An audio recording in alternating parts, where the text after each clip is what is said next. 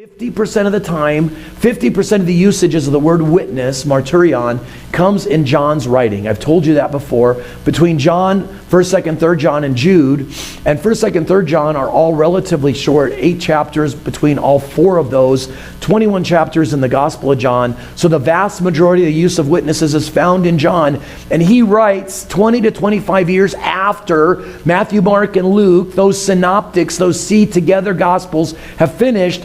And John writes with a wholly different purpose. True witnesses to Christ so that you will believe. You'll see that again in today's sermon, in today's text. True witnesses to Christ. John is going to now place himself in the story. He is going to be, I saw this. I saw this last week. We saw him at the foot of the cross, and he is being told, Mary, your son, and son, your mother, and he is at the foot of the cross. We know that John most likely is there in Caiaphas' house because it's likely he who lets Peter in when Peter denies Christ 3 times. So John is laying his head on Christ's breast at the Last Supper. He's there, one of the 3 that falls asleep in the Garden of Gethsemane. He's there at Caiaphas' house during the Inquisition of Jesus. He's there at the foot of the cross with Mary Magdalene and Mary, the mother of the Lord, and most likely his mother as well. He's there at the time.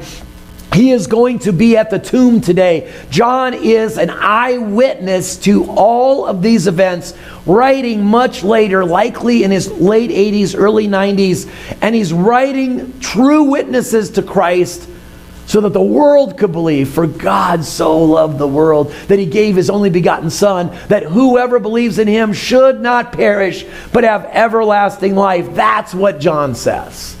So as we look at the text today, if you're following along in your notes, Jesus is dead.